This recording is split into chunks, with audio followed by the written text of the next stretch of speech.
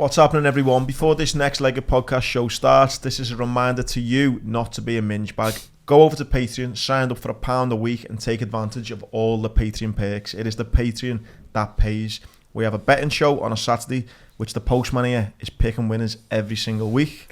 Yeah, the betting show comes out Saturday mornings, covers UFC and boxing, footy when we're in the footy season. But yeah, we're winning on a weekly basis. I can't remember the last week we didn't find some sort of winner. So yeah, as Andy says, don't be a minge bag, come and get involved. And as I say, it's one of the best communities that you could be a part of, isn't it? It's a belter. As well as the betting show on a Wednesday, me and Jord have a chat. That's where you might have seen on our Insta Reels about crocs, about harpooning people at the end of the night, all that kind of chat that goes on.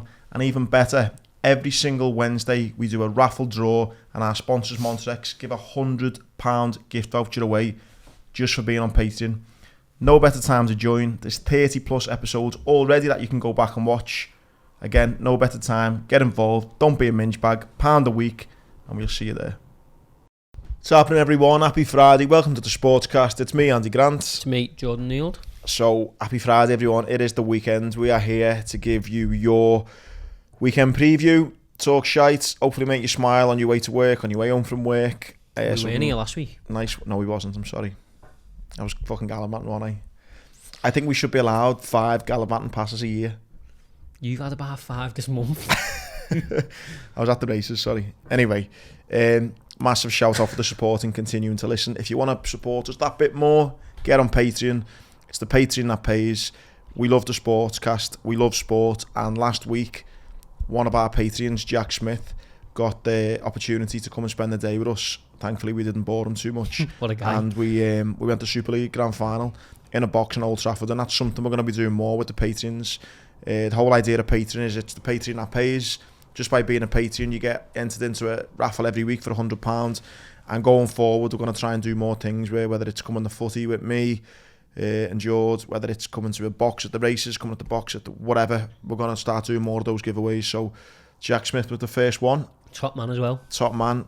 I thought, don't be a bellend, don't be a bellend, don't be a bellend. Jack Smith weren't a bellend. And he was not a bellend. 12 hours on the air with him and he was good crack. Was good, funny lad as well. Very funny lad. So, all the more reason to get on Patreon.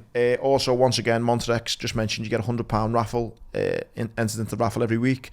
Health Kit Kitchen, providing healthiest, best scrans in Liverpool. And also Veer Clothing, who've just dropped a load more clobber. Yeah, it's a belt. They've got a sale going on at the minute. Leg it 20, you get 20% off. Veer Clothing. It's like Arn, but I'm going to say now better. Yeah, it is.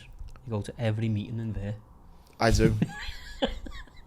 I do. It makes me look and feel good though. I think it's a great... Do you know the best thing about it, and this shows my age, you can watch Veer 1,000,000 times and it doesn't change. Honestly, it's a really good game. I'm not just saying it because they sponsor it, but I live in it, so... I do, especially when I've got to fucking at least try and impress someone. So yeah, go and give them a follow and you know, use them if you can. Right, on to sport this week. I know we don't really like talking about it, but we've got to really start on the internationals, you not think? You're like that, nah, no we don't. Yeah. No, what do you want, like... I want to touch upon, if I'm allowed to, for 5 minutes. Not that I'm not asked about it. Let's get into it, yeah, I'm here for it, come on, let's do it. Trent Alexander-Arnold. Yeah. Does he make the England squad for you? Yeah. By the way, I am a realist when it comes to Trent. I have openly said when he's played for Liverpool that I think defensively he's a liability at times. But that said, there's nobody from England who is better equipped to play in a tournament than a person who is 22 and won every club cup that they can possibly I think Reece James would give him a good run for his money. Yeah, but that's about fair enough, isn't it? That's 2 good players. But I know you like him, but anyone saying Trippier is better than Trent, this is what I wanted to get to. So me and you had a bit of a debate, and I said Kieran Trippier is a great signing for Newcastle and would be a great player for them. And I don't think you can argue with that now. Yeah, he's all right. He's been great for them. Now, Southgate, I reckon's listened to this podcast, jumped up my arse and then just ran with it. Yeah. Because although I think he's done good for Newcastle, lad, he's not better than Trent. No, he's not. He's come out this week and said his Trippier's all-round game is better than Trent. The only saving grace Trent has got is that he shouldn't take it personally, because Gareth Southgate, who, you know, I hope everyone who bought a waistcoat has took them back now, but for everyone saying he was this genius manager, when he come in, it was like, I'm picking players on form. And now he's like, Harry Maguire has to play because he's experienced. Trent Alexander-Arnold is younger than Harry Maguire, but vastly more experienced when it comes to winning. Not winning things. He's not won anything, Maguire. That's what I mean. So he won a playoff final. I don't care about when his birthday is.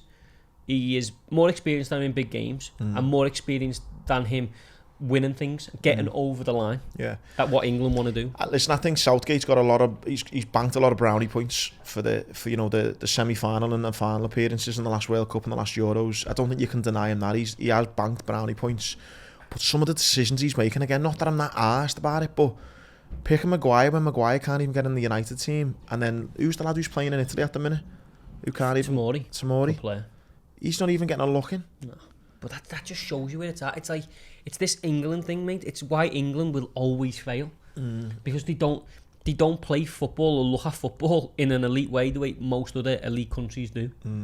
Tomori, who's gone out to AC Milan and done... He won the league. Yeah, but mate, I'll give you another one. The best active English centre-half right now is Chris Smalling. For Roma. And he doesn't even... I'm not. He might have retired, I don't know. But if you look at it and you forget names, careers, Wikipedia pages, social media following and all this, and you just sit in a room like this and go, who is the best centre-half of English nationality today, playing now? Chris Smalling walks in, and Tomori's probably stood next to him.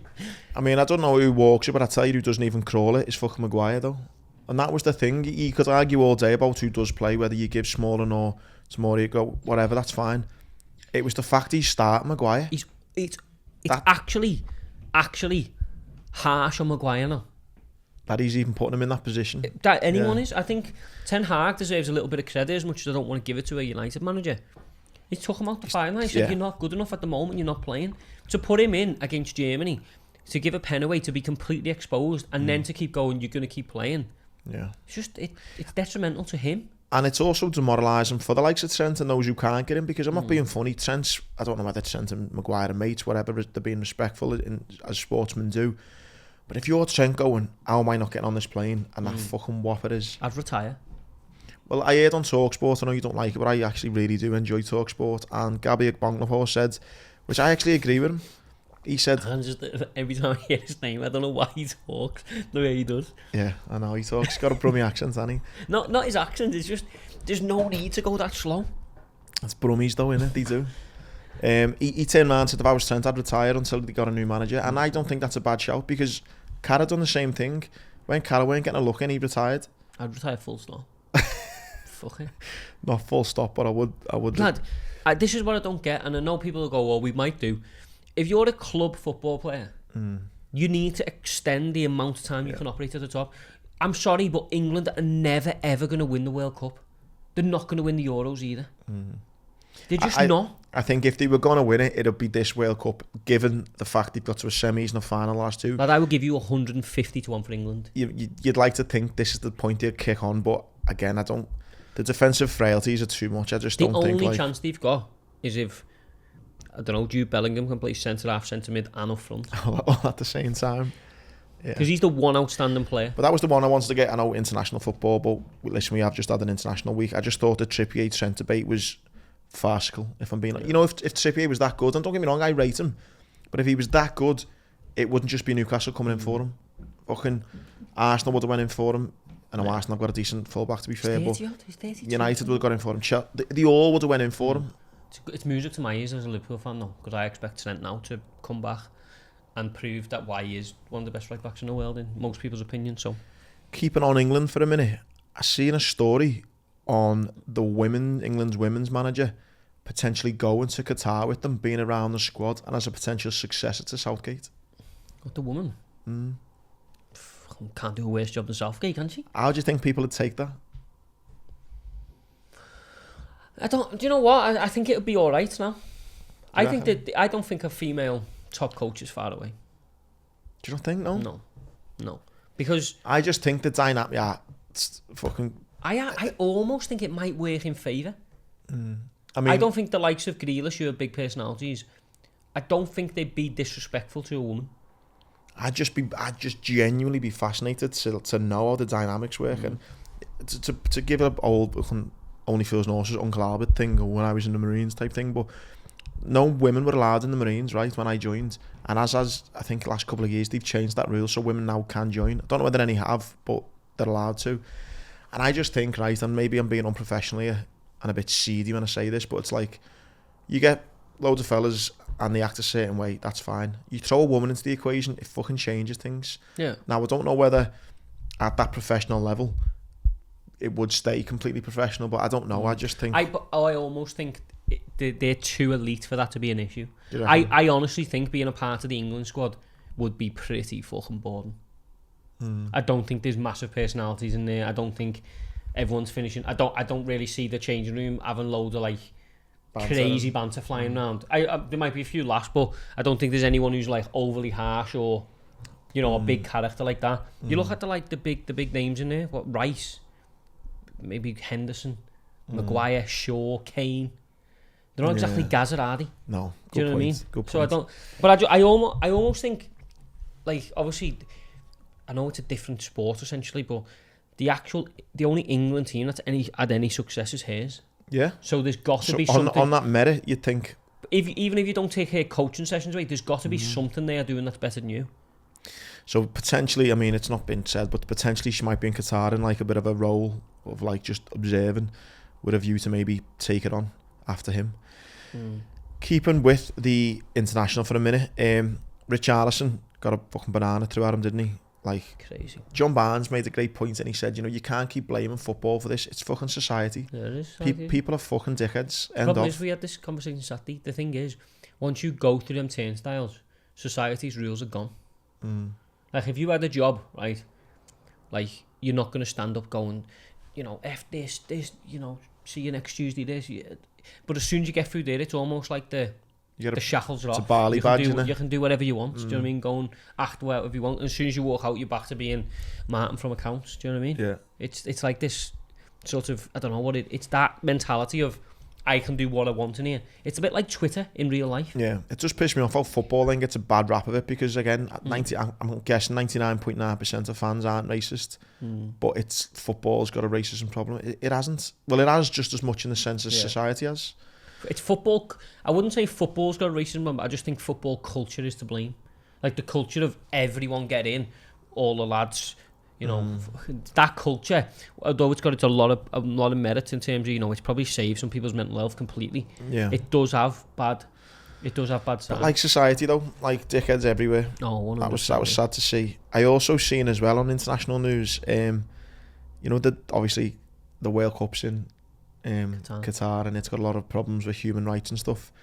Denmark's sponsors have said, we're still going to sponsor the kit, but we want our logo to be just like faded and smaller, so no one can actually see we're sponsoring you, which I thought was a bit mad. Hummels, I think it is their sponsor, so you'll still have Hummels, just basically Nike, and just having like a tiny little tick. So surprised no one's had the balls to go, I'm not going. Well, that's the closest I think I've seen someone say, I'm not boycotting it, but actually don't really. I don't know how I feel about that. I wish there was a football you could identify with. He goes, I'm not going there. Well, it'd be better, I think, if Hummels turned around and said, look, we'll still honour the rights and we'll still pay you, but we just you can just have a shirt with nothing on. To be fair, like it's a tough one, because as I said when we talked about the golf, I don't think it's the players' right. I don't think it's the players' responsibility to flag up human rights. I don't get that, but I almost feel like, I just said then, I wish someone would stand up. I don't. I wish an organisation would. I wish an organisation would just call it for what it is. I mean, like the same way with Live, like we joke about it with the golf, and you know the players going there, whatever. But if someone was to like, you know, go, I just don't want to be a part of this on a bigger scale, I think it would then force the conversations to be had, wouldn't it? But I think even sponsors aside, I think it'd need an actual team. You'd need Brazil, England, Argentina to say we're not playing. Yeah. That's not going to happen. That's not going to happen. And that's the only time it would fucking change. It's not going to matter, mate. Everyone's going to watch it. Everyone's going to... Yeah. You know, I think that even they've allowed, like, against their complete culture, but there's, like, alcohol zones and stuff now, isn't it? Do you know what I mean? Are they allowing any gay zones, yeah? No, I wouldn't imagine so. Be great if there was just, like, a bumming zone. Gay zone. There's a drinking zone and a bumming zone. Do you know what I mean? I think, mate, that's... Oh, how amazing would that be, though? And there's, like, all, like... loads of caged fellas drinking, and then loads of caged fellas bumming. We made a joke on Patreon that we're close to getting cancelled, but I think you might have just sealed the deal. I don't think that's a bad thing. Is there a bumming zone? Well, gays are obviously going there scared that they might That's get like saying prosecuted. For straight people, why is there not a shagging zone? Well, there You'd could say be a holding hand zone or just a normal the gaze. blowjob zone, and call it whatever you want. It'd be great to see, and I'm all for it. So up the gays and the fucking Qatar World Cup. The last thing on international, because we don't ever talk about international, but I do want. There was a few little interesting stories. This feels like about an hour-long show we've done on international footy. I'm sure the people are riveting. It's because we never normally talk about it. We spent 5 minutes on it and our heads have gone. So the other thing I thought, which was it came up initially on A League of Their Own, and it's happened again, is that actor Sheen. Charlie, What's his Charlie name? Sheen. No, Michael definitely Sheen. not Charlie Sheen. Michael Sheen, the Welsh guy. Yeah. So he's done one, and like another like passionate kind of speech, but Yeah. he done it to the team. And it was on the whole, I know you played sport to a decent level, you know, even as a motivational speaker, one who's done one for the England international team, I don't think it works, lads, if you're doing it a couple of weeks before. No, it has to be fresh. It has to be like, and even then I think it lasts maybe, you know, if I'm doing one to Liverpool before the game or at half time, maybe, yeah. If I do one on the Monday afternoon and they're playing United on a Saturday, they fucking... It's too far. What's that lad's name? Anthony? Has he got one leg, 2 legs? What's he, you know? Yeah. No, I totally agree. But I think it's good publicity, I guess. But I think it's like a common thing that obviously the Welsh team have now witnessed together. But I don't think it'll have like direct motivational. Do you think it'd impact you if you were still playing footy? No. Nothing like that would. No. Never did. Like, I'm obviously nowhere near that level, but like... Not even like Landy Grand pep talk, no? Come on, lad. But no, I don't think... I think it works for in a sporting sense, not in a life sense, because I think it works if you really need it in terms of like. I think Harry Maguire could probably do something like that. He had Andy Grant as a fucking could have slid into me DMs and he fucked me off. But I think if you're for example, say if you are, I know I've said them before, but say you're Jude Bellingham, you're playing very well, you're 19 or whatever he is, and you know next summer that every major club is going to be in for you for 130 million and pay you whatever you want.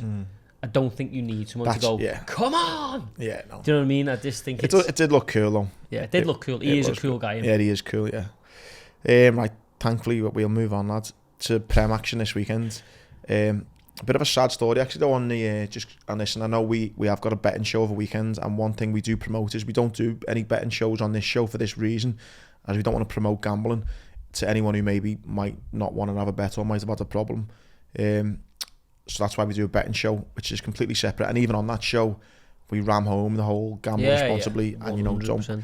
But Man United's sponsor, Betfred, have just been fined 2.9 million after poor kind of security, you know, and basically they let one guy, he signed up and lost 70 grand in 10 hours.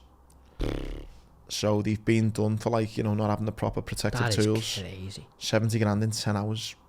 Mate, it's Betfred, that. It's such a genuine problem. Like, I remember being in I think I've told this story before. I was in a bookies once, and some fella come in and put money in the like the fixed odds betting terminal, and then like he kept going. He was getting more and more irate, and then he left and he come back with more money, put it in, and at the end he was like whacking it and stuff. And I was looking at I know it's not their job, but I was like, turn it off or something. Sad, he must have put in 1,500 quid, mate. Yeah, that's crazy. And it was like 10 minutes. I thought that was quite sad when I was looking at the United stuff. Gambling responsibly is a massive thing, man. Yeah. You've got to do it. On that note, like I say, we do encourage to gamble responsibly, but on that note, got me 3 homes in last week. You did, yeah? One away from the sixfold, which paid 80 to 1, I think. We were sat in the box while a couple of you, Jack, and a couple of people were sweating on it. I didn't have it on because what football game kicks off at 2 o'clock? I know, well... I'm a 2:30, get your racket on right now type of guy. Yeah. Well, got the 3 homes in, and then 2 out of 3 of the ways. Yeah, unlucky that, mate. But United City this weekend. Yeah, is that Sunday? Sunday, yeah. So it's going to be interesting. Old Harry Maguire against the fucking monster that is Haaland. He ain't playing him, lad. Well, yeah, he won't, will he? It'd be great if he did, though. That Martinez is going to get a yellow after like 10 minutes, isn't he? Do you reckon? 5'9" centre half. He's just going to get bullied, isn't he? Yeah, but he's just going to have to. You know what? Actually, do you not think then he could throw Maguire in? No. Because of that, because of the size difference. Lad. You couldn't play Maguire against Haaland as things stand. It would be great. Mate, he might as well put me there. Imagine if Ten Hag comes out, he goes, a confidence boost for Harry. Want to show him that he can compete, and I'm going to put him up against Haaland. Centre half on his own. I'd love him to do it, you know. No way, mate. Do you know what How can you see it going? Probably if you're going to bet on City, they're probably the best price you get all season, 1 to 3. Are they? I think they're normally about 1 to 1 to 18, aren't they? But they I think will batter Man United. Do you reckon? Yeah, they will. I don't think they'll batter them. They will, lad. United are all piss and wind at the minute. This whole thing about them being back and all that, guaranteed they will be 6th or 7th at the end of the year. Yeah, so I'm looking forward to watching that. It's Arsenal Spurs as well, Arsenal isn't Spurs, another derby. You got Southampton at home to Everton. I'd like to think Everton, after winning last week or a couple of weeks back, I think they'll get another 3 points to Blues. I didn't realise there was 2 derbies this weekend though. I always love Arsenal Spurs, I don't know why. Leicester Notts Forest isn't a million miles away either, is it? Yeah, that was... I don't think it's a derby, but it's not like... Well, I think they probably take it as one. Yeah. 2 great night outs. And then I've not done Leicester on night out, I've done Nottingham though. Leicester's, I say great, it's alright, but when you're at uni, anything's good. Yeah, and then Liverpool are on to Brighton. I just hope Liverpool get back to winning ways, but I think Everton should beat Southampton there. The one fixture that stands out apart from the 2 derbies is Leicester Notts Forest. They are 2 teams that need 3 points. Yeah, the thing with Forest is, right, I know they're down there, but a lot of like the bad sort of goal difference in that they've got was I know they have lost games, but they've only been battered in 1, haven't they? It was like against City, was it? Was it? Yeah. Which is to be expected, to be fair. I don't think they've been like, they lost 3-2 to Fulham. That's there or thereabouts, isn't it, really? I think that I don't know whether it's me wanting them to be okay, but I don't think their position is a direct reflection on how they've played, you know what I mean? What are you saying in quickfire predictions then? So City United? Yeah. City by 3. Arsenal Spurs? Draw. Southampton Everton? 2-0 Everton. Leicester Forest? 3-1 Forest. I think that Brendan's definitely getting sacked then, isn't he? Brendan's gone. Liverpool Brighton? 5-0 Liverpool. We are due one of them, but I think it's coming. The Brighton only reason is because they're a very good side, but I also think this guy that's come in, who's, I know they were saying he was the number 1 target, but I like football, I've never heard of the guy. I think he will try and put his stamp on it too early. Change it too much. Yeah. But they do have the bones of a good side, Brighton. Yeah. Well, that was the game, if you remember, last season we were winning 2-0 and we come back and drew 2-2. Yeah. But yeah, that's the Prem. I'm excited that it's back. No, I am. Anything else to touch on the foosball? Not a lot of stories, because obviously we haven't really had any, have we? No, I got my ticket confirmed this week for Liverpool versus Man City. Nice. And I was like, yes. Fuck. How? When is that? Is that coming up? Only in a couple of weeks, yeah. So get me tickets sorted for that. I was like, get in, boss game. Could be a long game, lads. Could be a long game. He's got to do a hammy or something soon, man. Yeah, everyone kept on saying, oh, he's great, but he always gets injured. Fucking doesn't look like getting injured anytime soon. He looks like he's getting fitter. He's a scary dude. We can't keep saying it every week, but he is, lad. He's a scary dude. He is a scary footballer, that man. Off the football then, mate. Oh, sorry, we need to say one thing. Go on. Big Darwin got one, didn't he? Oh, yeah. Big head at the back. Yeah, there was a great header though, wasn't it? Yeah, against Canada. Yeah, there you go. In Canada. We missed the Sportcast where he... Canada known for his fucking... It's great football and stars. We missed the video of him that come out where he was bad. Like, fouled his own mate. And then hit the corner flag. Someone said, it was a cross. And I was thinking in my head, that's weird. Not a cross. It was definitely not a cross. But definitely starts this weekend. I do, actually. You know what I did see, actually? Mane's been struggling in Bayern, Yeah. I didn't realise he had, but yeah, he's been struggling. I did see that. But yeah. No, hopefully to have a bit more Prem talk next week. Onto the golf, mate. Again, we've had no rogues kind of going back and forth just yet, but one thing that has been, spoken about a lot is should the Live tournament be given ranking points? That seems to be like the big issue at the moment. Yeah. They've obviously all went to separate ways, but the ongoing argument is, should this still happen? Obviously, your main man, McIlroy, has come out and said... He's like a spokesperson, He has, yeah. But I just think that's a case of you're the best of the rest of us, so you're going to have to say something. He's come out and said, look, you knew what you were getting when you signed up for it. Tough fucking shit. Yeah. And obviously the rest of them are like, well, actually, we need to sit around the table and talk about this. I don't know. I think there has to be a point where the piss taking that me and you do arguably is going on everywhere. It needs to kind of stop. They all need to get around the table and say, look, yeah, this, you know, we need, because they just need to agree to coexist. Exactly. So this whole PGA thing going like, but they can't. No, but it's like, you know, we're against this. They're not going anywhere.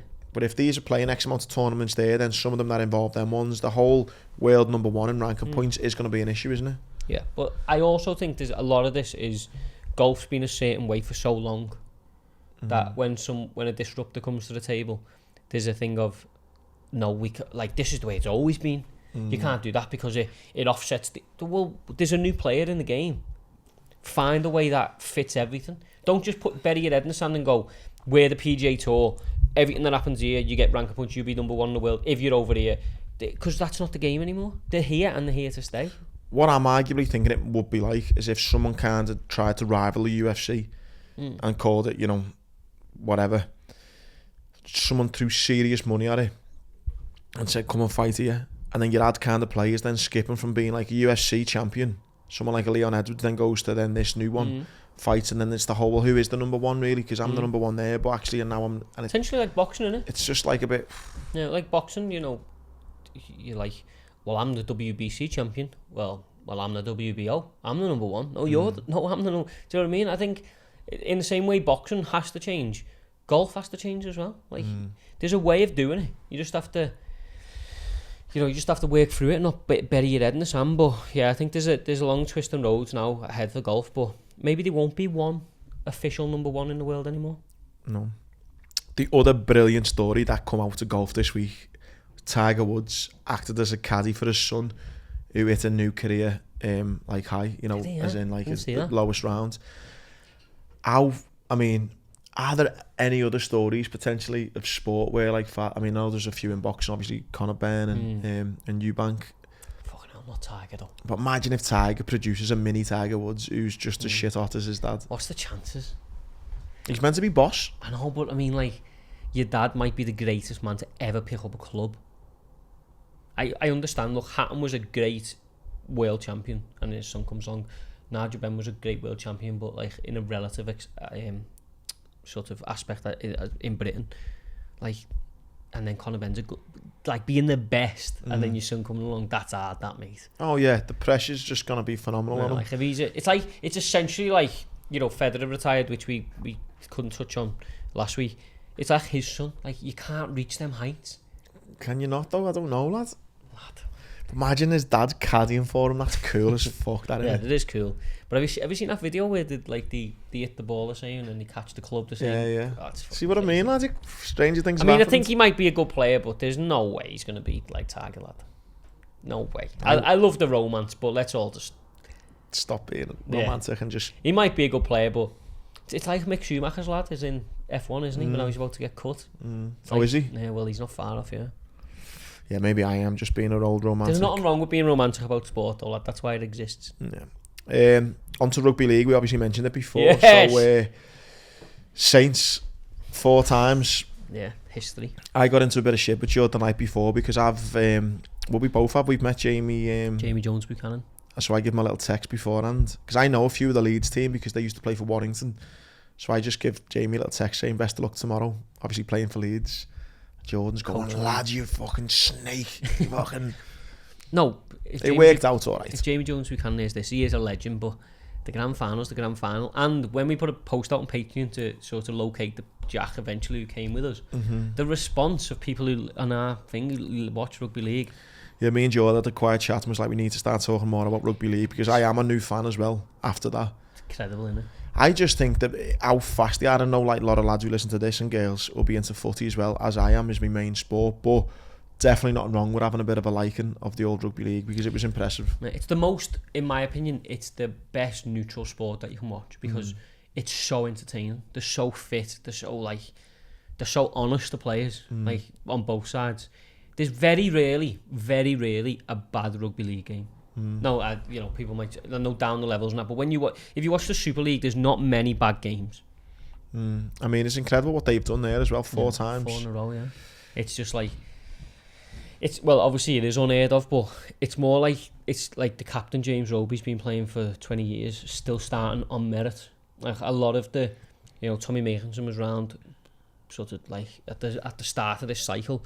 It's not this like they've lost players throughout the years, but like a lot of the core has remained. Do you know what I mean? What I thought was quite funny is got quite tetchy at times when a bit of a comeback from Leeds, and I'm like, fucking time waste for a minute, just slow the ball down, and you're like, lad, you can't. No. And I'm like, there must be a little moment where you can just like release it that second. No, you can't, because the ref's on you, and it's just like, it's non-stop. There's not a breather in the game. That's why it makes it more impressive. Like, you know, how fit they are is just incredible, and it's mental fitness as well. Like, because the difference between, a lot of times, the difference between a try and obviously, you know, surviving your set of 6 can be the distance between me and you, just not quite getting there.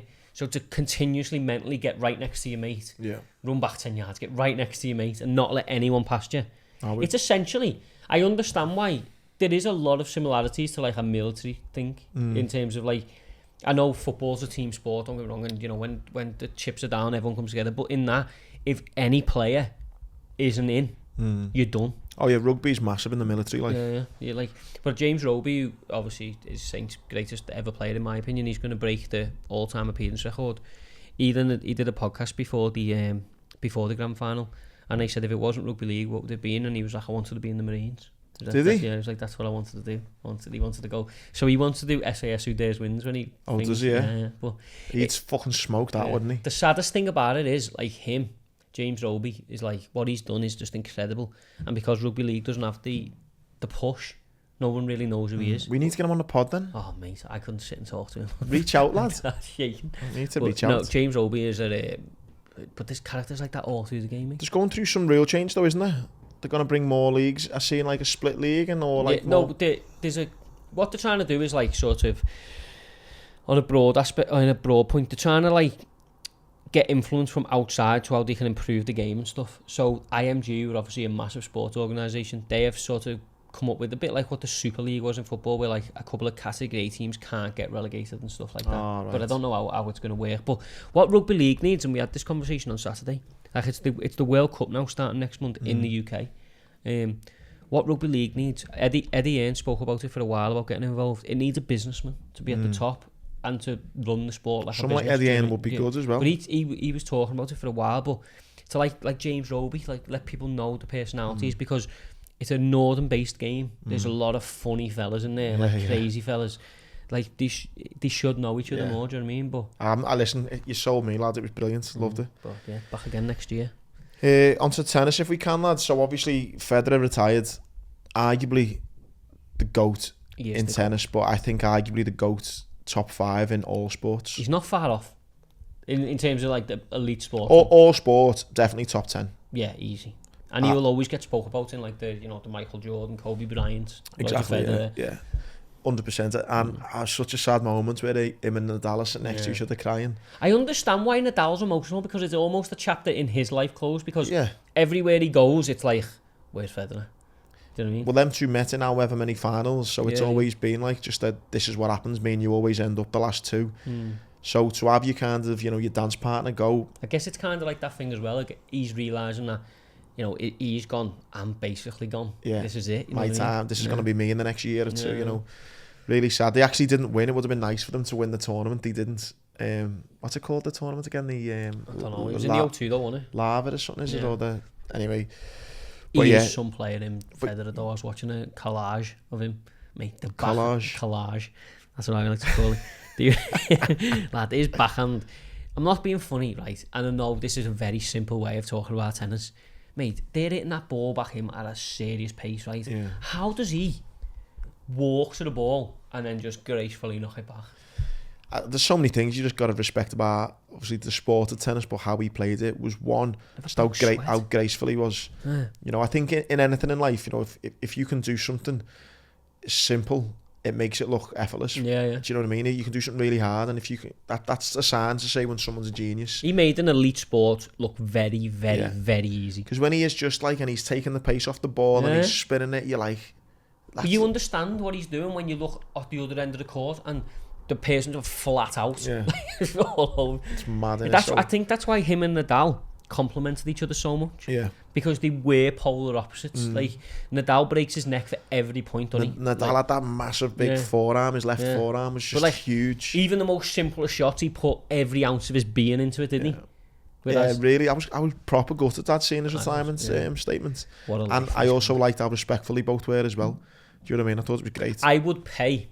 I wouldn't do this for many people, but do you know if he did one of them like audience with? Oh, yeah, I'd pay. I'd pay I'd pay decent money for him, like. Because I'd love, because he's not that outspoken and he's not that like divisive, and I'd love his opinion on sport in general. Do you know what I mean? Because like he must have the way he approaches things, make people. That's like gold dust. I told you, didn't I, a few weeks back, that how he made all his money as well. So he was, there's a great... Remember I told you the story the other week about Michael, someone who wanted to buy a American football team? LeBron James? Yeah. So Federer was basically a sponsored Nike athlete. But then they had like, they'd given out all the money they did for the, sponsored athletes. So we ended up going with that on running. Yeah. Do you know them? And basically he signed a deal with them or something, whoever he was sponsored by, but then carried on wearing like Nike trainers. And long story short, but he basically was getting paid, say, 10 million a year, gave that up, and then ended up signing like a £300 million fucking deal. Clever, man. And then still ended up wearing whatever he wanted. Yeah. It was, anyway, he smashed it financially. But he is. I think he's one of the only athletes to hit over $1 billion in earnings as well. Is he? Yeah. There's only a few of them, who's done it. He's just some boy, like, what a legend. Someone else, mate, in the sporting world, which we don't normally speak about, this particular sport, but my God, you'd have to put him in the GOAT category. Kipchoge. Oh my God. Guy has just ran a 2-hour 1 marathon. It's a joke, that. He beat his own record by a minute, I think it was. And the frustrating thing about this week when the story broke was, not trying to say I'm this, amazing runner and I can understand it, but I just mean, I don't think if you run, I don't think you really get it. Like, I'm a decent runner, and it is fucking insane at the pace. So I worked out, right, I could keep up with him for 400 metres. Like, one lap of the track. Well, probably 450 metres, I think. So my fastest ever 400 metres is 63 seconds. And I was fucking blowing at the end. You know what I mean? As soon as I hit the finish line, I'm stopping. Yeah. He's running 468 seconds. So I've beaten by, 4 or 5 seconds. But lad, he's doing it probably 100 times at that pace. Again, I don't want to sound simple, but how do you get that fit? Listen, some of it's genetics, isn't it? Yeah, I've got no, but to consistently go, like, the thing is, like, even if you're not a great runner, if you just run for, just to stay fit, which is great. If you you can even look at your splits doing a 5 kilometre, it goes up and down. Oh yeah, like, just consistently, yeah. Like to stay on the spot. I think though, in kind of defence to him, when you are at that level, I mean, I was nowhere near that level, but even when I was running with Tony Clark, who we've had on the podcast, he's now coaching forward and he's coaching a lot of footy players. When I broke my world record with him, he had me and the team that well coached that we were running in 90 seconds, 400 metres, every lap, boom, 90, 89, 90, 91, 90, 90. Yeah. So it can be done, obviously. Just incredible. But it's incredible. Yeah. It is just I don't think he got the credit he deserves. No, he won't, because running, unfortunately, is not as... It's not like football, is it, and stuff, but in terms of human endeavour, endurance and achievement, it's just up there, isn't it, with the best ever. I mean, that is but it's something that I know, as you say, like, it's a bit like what I was saying then with James Roby, but it's something that should be celebrated in the world of shit that we live in. How is that not being, like... I just wish someone would get on TV and just go, do you know how good this is? Yeah, and that's the problem, like, people go... Like, some people might run a 5k in like half an hour, which is great, you know what I mean? He's getting fit, yeah. He's doing it in 14 minutes, but he's not doing one of them. He's doing like 8. Yeah, it's crazy. 8 of them in a row. Yeah. See, Mo Farah said he was injured for the... Yeah, Mo Farah's out, isn't he? Fuck that. I just think, if there's a week not to run and to stay out the headlines, it's this week, isn't it? Watched him and just gone, nope, come not on, Mo. today. How are you going to get on, Mo? Nah, mate. Tight hammy. Just on the back of Kipchoge. The one thing about him is...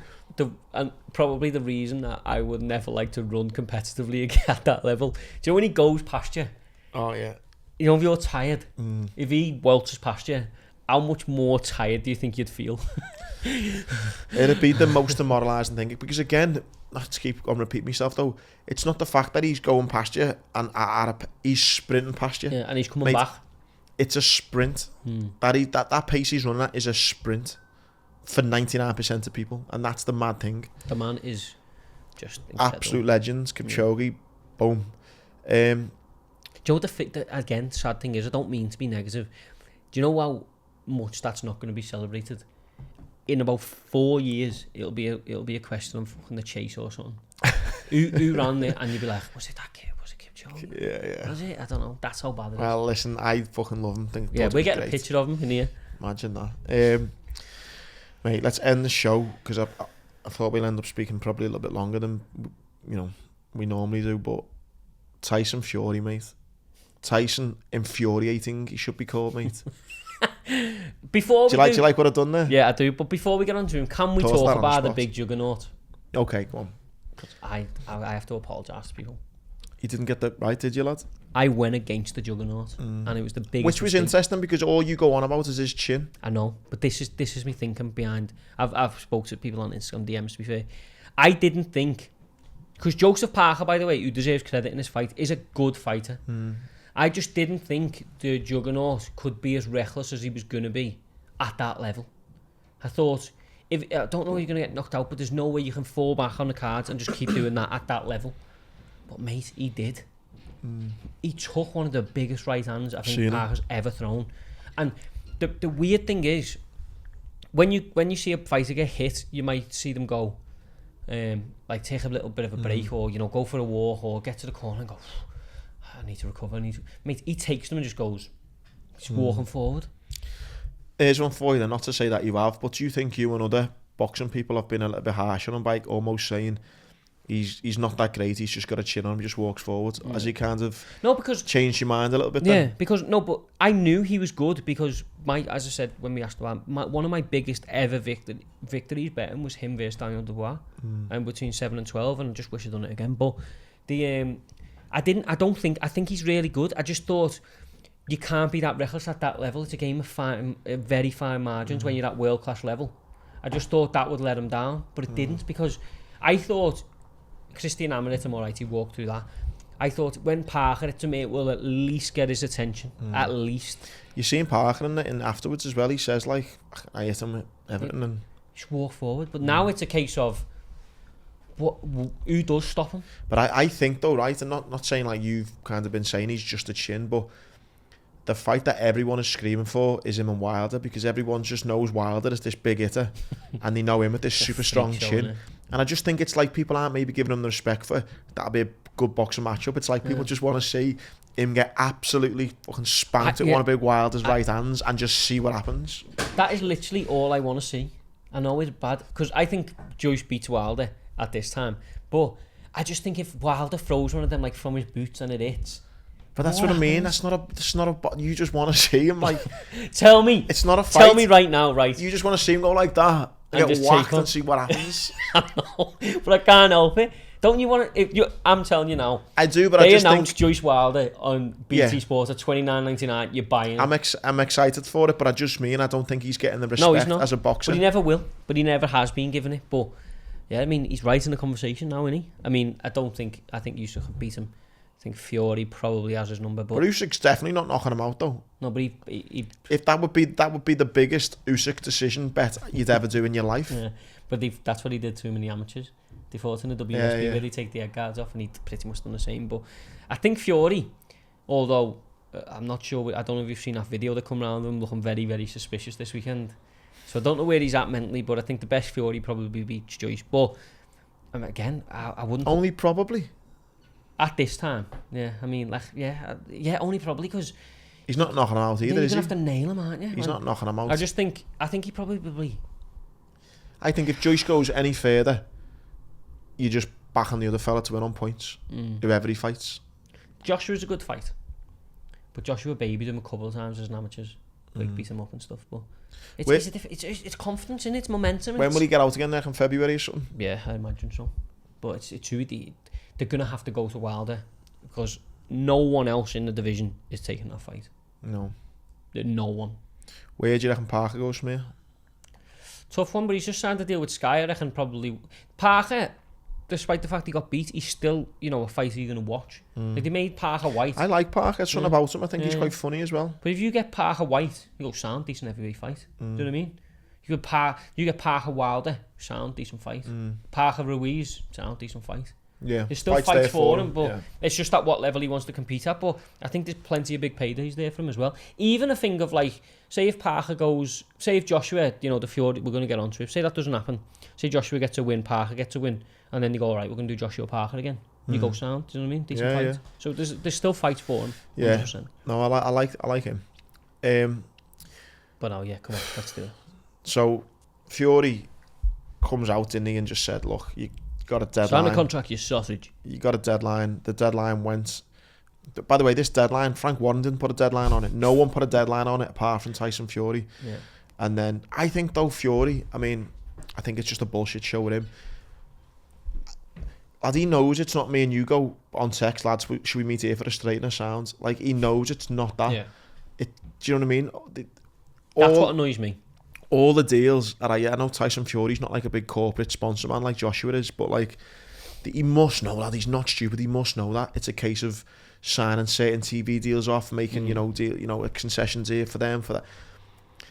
But it's like it's a case of. Lad, I honestly think it was he agreed to fight Manuel Char, who Manuel Char would beat me on points. On points. Like I'd get through the 12. Lad, he last had a world title shot 10 years ago. He's crap. Like, if they sold 500 tickets for Fury versus Char, I'd be surprised. But it feels to me that he went, I'm fighting Manuel Char. It's not going to sell. People aren't going to buy it. What I'm going to do? Joshua, you want to fight? Yeah, there's the contract then, sign it. I want to fight. Come on. And then, Joshua's got to go, right, me manager, me promoter, got to get the zone and BT in a room. No. It's not... As much as we don't like it, these are businesses. They're walking, talking businesses. But he's come out again now, so obviously we're recording this Thursday. It's going to come out Friday, this show. Yeah, could be announced. Knowing him, it's probably going to be fucking announced, then cancelled, then announced again, all in the next 24 hours. But he's come out and said, here's a new deadline. But, lad, as much as I want to see this fight, right, it wouldn't bother me. But it wouldn't. If Eddie Earn or Joshua, you know what, I fucking couldn't be arsed with you, lad. Because I do think the shine is starting to be washed off Fury a little bit. You know the way, I'm not saying me and you were the first ones to say that, but me and you for ages have been saying a hypocrite, and now you look on Twitter and everyone's just calling him it now, because it's like I honestly think so now, frustrating. If that gets made, I honestly think the crowd will be 50-50. Yeah, I do as well now, but I don't think it would have been fucking 6 months ago. No, I don't. A year ago. I'd be Team Joshua, I think.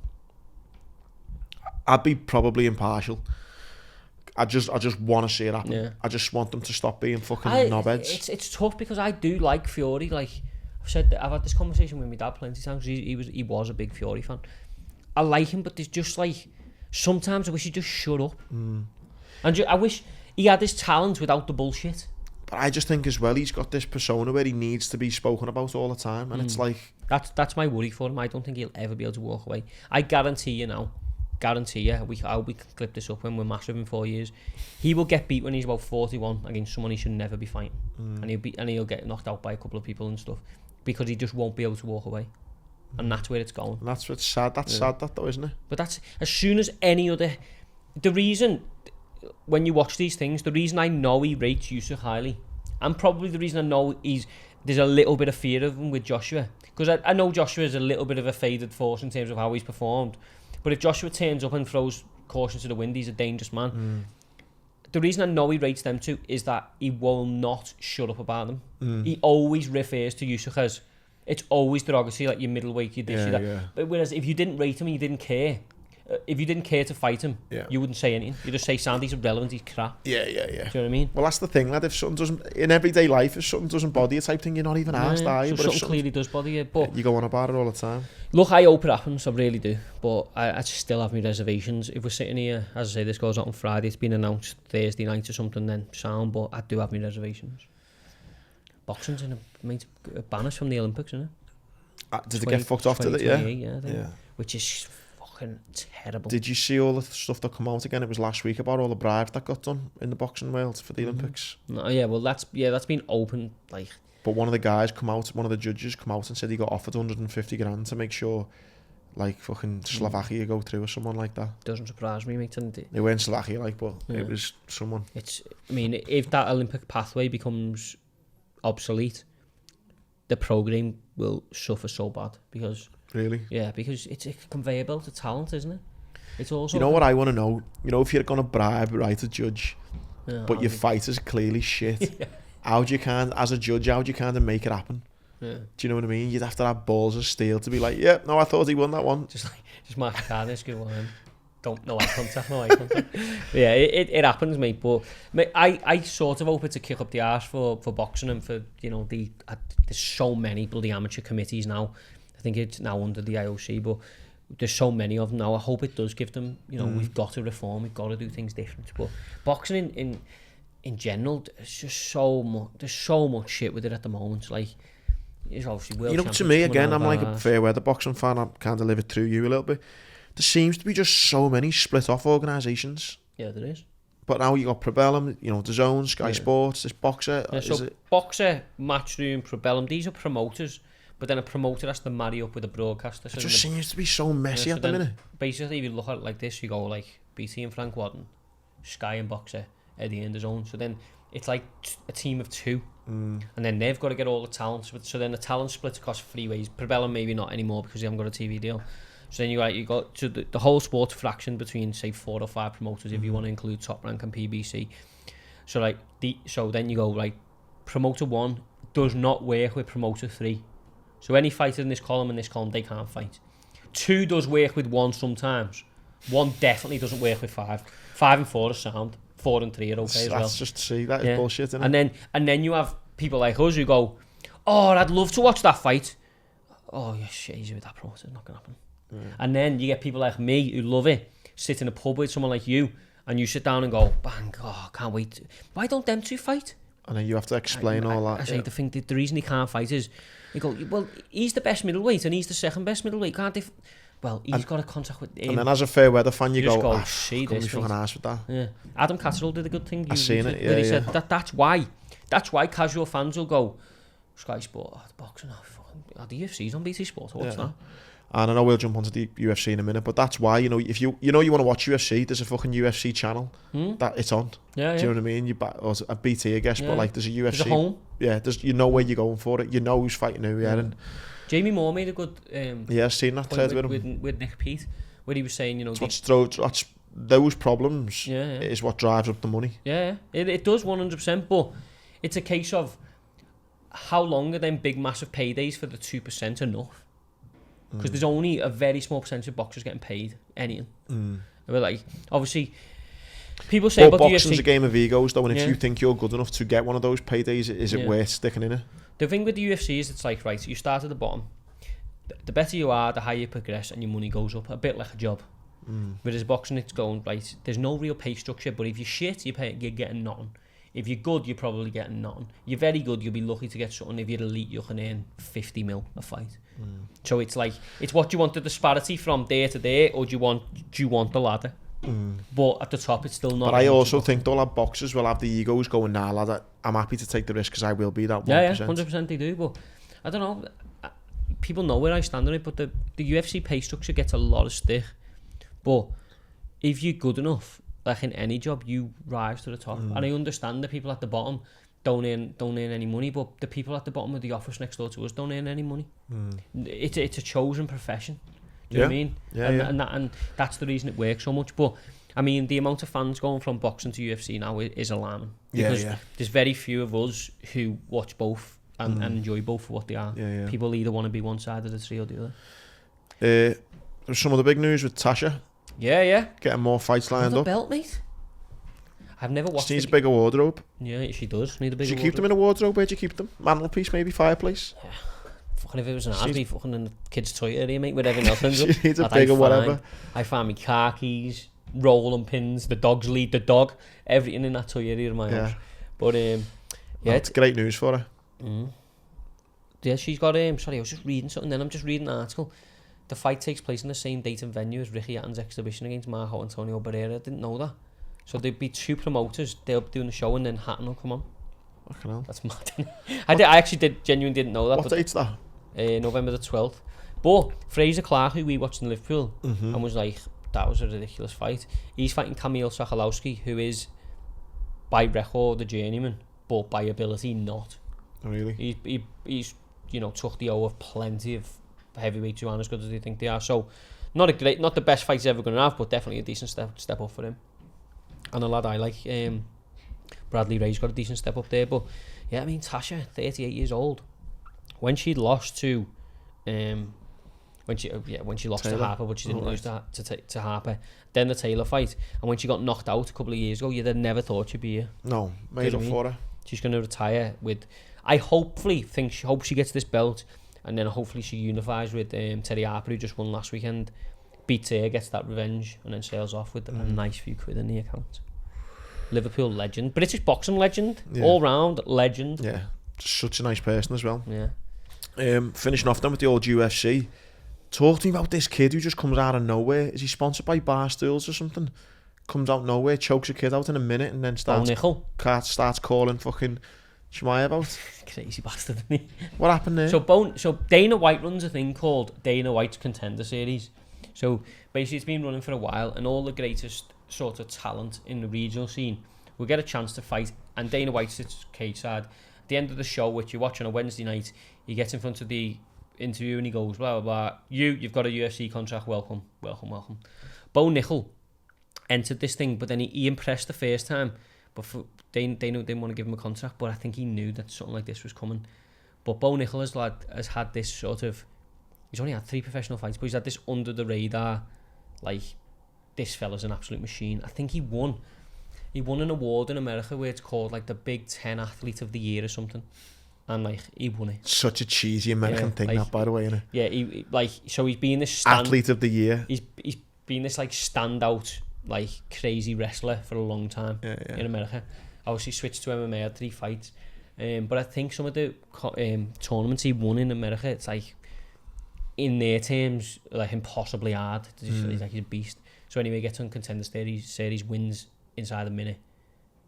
But he's got everything, mate. He's got power. Yeah, he looked the beast. I've seen it. Yeah, looks the beast. Wrestling. And then gets on the mic and says, they go, right, you're in the UFC, welcome, Bo. He says, I want Shemai first. And the mad thing is, you wouldn't even put it against him. I mean, I don't know, but because you don't know, because he's such an unknown talent at the moment, isn't he? But I mean, if that ever does happen, be great to see. Yeah. But whoever gets matched up with him first. Unlucky. I mean, I know there's a lot of UFC fighters with a lot of hype at the moment. You know, we've got some in the UK, Paddy and them, but whoever he gets matched with first, fuck me, good luck, because he's gonna rip your head off. But yeah, it's quiet for the UFC, to be honest. There's a card this weekend, right? Get on this. There's a card this weekend. The media are banned and fans are banned out of the UFC Apex. Guess why? Why? Apparently, Mark Zuckerberg has rented out ringside or cage side just to watch it. But what? Just one person? There's no media allowed in there. Photographers, no one. Literally just him. Why? I don't know if it's him and his missus, him and his staff. I don't know what it is.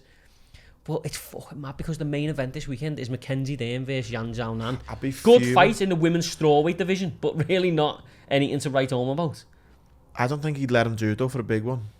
Yeah, well, he rented the Apex out apparently and said no. So it's not going to be on the telly or nothing? It's on the TV, but the only person at ringside is Mark Zuckerberg and whoever else he decides to. I want to watch this just to see how weird it's going to look. It's mad, isn't it? But the Apex only has like 400 fans anyway. You know that little thing inside? One where Paddy falls in? Yeah. So it doesn't have that many fans, but there's no. He said no media. I wonder how much he's paid for that, lad. That's crazy. Dana doesn't give that away for cheap, mate. But how weird is that? That's weird. He's just like a weird fish, him. Apparently the rumour was that it was Donald Trump, but now apparently it's Zuckerberg. I seen he's after Paddy. Not to go off to sport for a minute, but remember, I haven't seen the whole podcast, but Joe Rogan done one with Zuckerberg or something, and I think there was a bit in it, like I've only seen a little reel, and it's like he says something about one of his little geeky tech ideas, and Joe Rogan's like, no, that'd be shit. Like, he's talking about, like, if you've got glasses on, he said when you go out for dinner and you don't want to be on your phone, he said we've got these glasses that you can wear, and then you can just basically answer calls and stuff with your eyes. And he was like, no, that's rude as fuck, like I wouldn't want that to happen. And that Zuckerberg going, yeah, but wouldn't it be cool to then not have to touch your phone and have to be like... He's a weird cat, isn't he? Yeah, he's weird, lad. Made him fat stack of dough, though. Yeah, but yeah. But yeah, he's going to be cage side watching a women's strawweight fight. There won't be any betting show for me this weekend because there's no boxing. There's no... Well, there's a UFC card, but there's not that much going on. I will be posting my betting show on, picking up from the form of last week. But I'm just waiting for... It's only 2 weeks away from Makhachev versus Big Charlie Olives. I'll get on that then, lad. Enjoyed this, George. For anyone as well who's still wondering who is the greatest sportsman, you're going to get your first sneak peek on Sunday. We've got 3 episodes coming. The first one's dropping on Sunday. So if you wake up Sunday morning and you want a bit of humour to start your day, check it out. It's me and Jordan, episode 1, only on Patreon, £1 a week. And yeah, hope you have a belter weekend. By the way, we're just about to sign off, but we can't sign off. Why? Because we've got some Patreon questions that I'm going to throw at you. Go on. So for people, how long have we done? Probably about an hour. 5 minutes. So we've got 5 minutes of the Sportcast suggestion. So thank you for the 18 people who tried to get involved. As you know, we pick out a couple of people every week. We've done the 1479 data thing. Mm-hmm. Let me give you something here, and Oh, we've done the Tyson Fury bollock, so hopefully you can get on that. Here's one for you. No, I can't. Why? I don't know. Every time I see a good one, it's like, no. Everyone's asking about the insane world record, but let me get you. If Klopp doesn't get top 4, does he go, or has he got enough credit in the bank? Enough credit in the bank. If we don't get top 4? That's a stupid question. Top 4? Yeah, that's a stupid question. Do you think Lampard gets Everton top 10 this year? Yeah, I think he could now with his signings. Yeah. Listen, before he signed those few players, that Mopai, is it Mopai? However you say his name, Cody or Gay. Before he signed them, no, not a chance. But listen, he's made good signings. I think Everton will do all right now. Top 10, yeah. We have answered a lot of these, but it's Joseph Sefton, who always throws in nice messages, just said to me, will Mercedes win in 2022? Any early payout on George's bet to his brother? No, we're going to keep going. So I think they will, no? No, they're going to do it in Singapore this weekend. But there's a couple here that are infuriating me. Someone asked me a question. Jordan, how do I stop getting livid when my mates keep saying Fury would batter Usyk easily? What is your calming method? You know what my calming method is? Stand up, call all your mates bellends and go home. That's what I would do. Just keep sacrificing friends. That's what you need to do. All in the name of Usyk. Yeah, all in the name of the big Ukrainian. We're going to do one more because I think this will split a little bit. Richard Kirk, who won for FPL last year, but he's not up there this year. Not doing great this year. Where do you stand on supporting more than one team? As you know, I'm a Rangers fan based in Liverpool, but despite going to see several local teams when I was younger, I was never able to muster the same enthusiasm as I have for Rangers. I have friends who support teams from different leagues, but I've never been able to do it. Nah, I don't think you can support 2 teams. You can have an affiliation and a little bit of a soft spot. You can't have the same fire burning. Like Forest Green, for example, only because I done a motivational talk for them. I look out for their scores. I like looking out for Preston because Ryan Lowe, I know, is managing them. I'll look out for... That's it, really. I don't think you can, but I don't know. You have this thing, don't you? Like the born or taught thing. Like, I always feel a bit sorry, and you know what? Depending on what day you catch me on, depending on what side of the fence I sit on, I sometimes think wherever you're from, you support your local team. I thankfully was born in Liverpool. I support Liverpool. However, I do feel a bit sorry for people who say I was born in Carlisle, but my dad supports Liverpool, so I got brought up a Liverpool fan. It's like, I understand that as well. Do you have this is the question I was going to ask. Do you think someone from Liverpool loves Liverpool more than someone from Carlisle, despite the fact that it could be ingrained in their family for 100 years? It's. What is your opinion? Though? Is it exclusive? I don't do this often, but I am a little bit sitting on the fence, only because, for example, go a bit further field and talk about someone who lives in New York. Yeah, I got a season ticket. I go every single week, right? Take it up at 2 a.m. Exactly. You know, I'm getting in there. I'm going for 2 or 3 pints with them. I'm taking my daughter this weekend. You know, I'm going to be there. It's going to be lovely and all that. But he's getting up at 2 a.m. Probably wishes he wants to be there so much, and I'm just like, go in the game. So I don't know. It's a Richard, tough one. in reply to the answer, I don't think you can support two teams. I don't think you can be as passionate about two teams. I think you can like another team, but I don't think you can fully love it the way you love the team you're born with, in my opinion. No, I'm gonna say same.